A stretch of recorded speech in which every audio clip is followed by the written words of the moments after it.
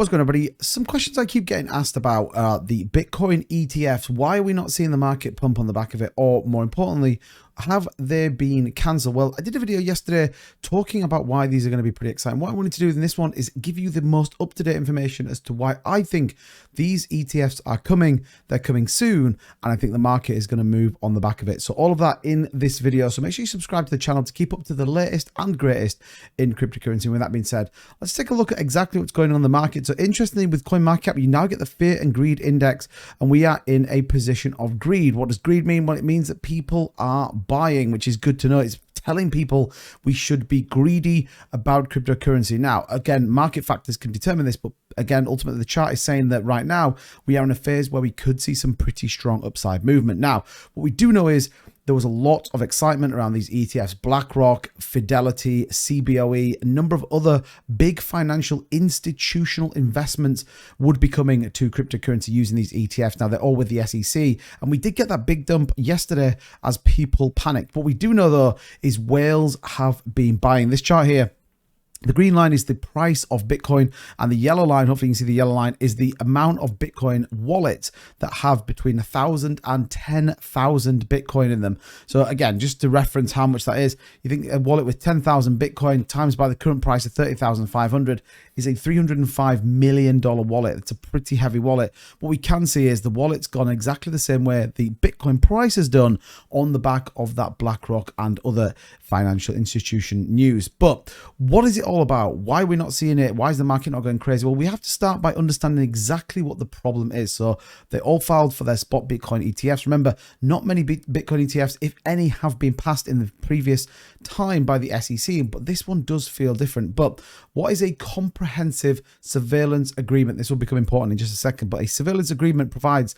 that a non-US entity will be able to produce and share relevant information about market trading activity, clearing activity, and customer identity without being materially impeded by the non-US entity's rules or secrecy or blocking laws. The SEC has identified the key criteria of such an agreement as an inclusion of provisions as to each of these types of information, and the party to the agreement has the ability to obtain the product and information. The SEC must determine that based on the agreement and any other relevant information provided by non-US party, exists rules, laws, or practices would not impede the US entity from obtaining the relevant information.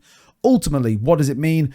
It means that the US SEC can get access to trading patterns, who's buying what, how much are they buying, where are they buying it from, to ultimately stop market manipulation and fraud. That is ultimately what they're trying to do. Now, a lot of people would say, well, this is a good thing. And bearing in mind, from a decentralization perspective of cryptocurrency, we would all say that that's not the right thing. Bear in mind, these are institutions that want to invest in crypto. They get a sense of security with it. And ultimately, more importantly, then they shouldn't be allowed to manipulate. There is a huge amount of money that's going to flow through these. I actually saw reports that the assumption would be anything between about 15 and 30,000 Bitcoin would be purchased to put in some of these ETFs. Absolutely insane. You're talking in the billions of dollars that could come with this one. But this is where the House and Gary Gensler ultimately are, calling these inadequate. And again, this is the bit the market got spooked about. Inadequate in the sense of what the information they've provided, particularly about the comprehensive surveillance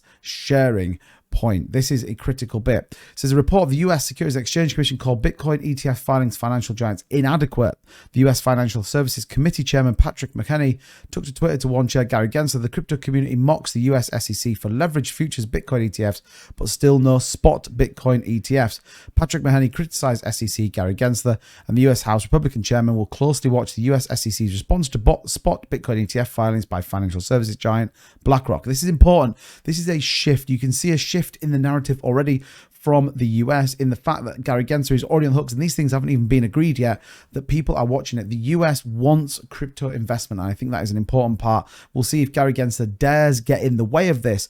I think what is more importantly is we'll see how this all plays out. But I think there's definitely a desire for the US company because they're going to bring huge amounts of money to the US economy as well as to the cryptocurrency assets under an umbrella of a sense of a sense of protection and ultimately then legal trading from these huge investment companies. And given ETFs, well, when I want to look at investing, I always like to do it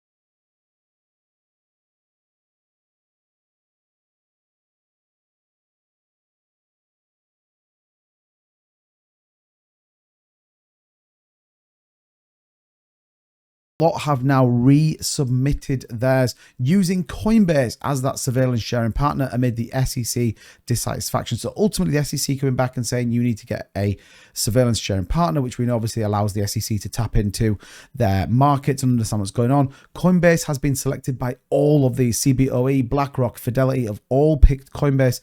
And you can see if we head on over to the trading charts that actually the price of Coinbase shares have been going pretty crazy. They're now at $71.55 with a small pullback, but these were all the way down here. Look at $49. So again, the market truly thinking these are going to come out. We're seeing Bitcoin marginally move. Remember, 30,710 is the key level we're looking for.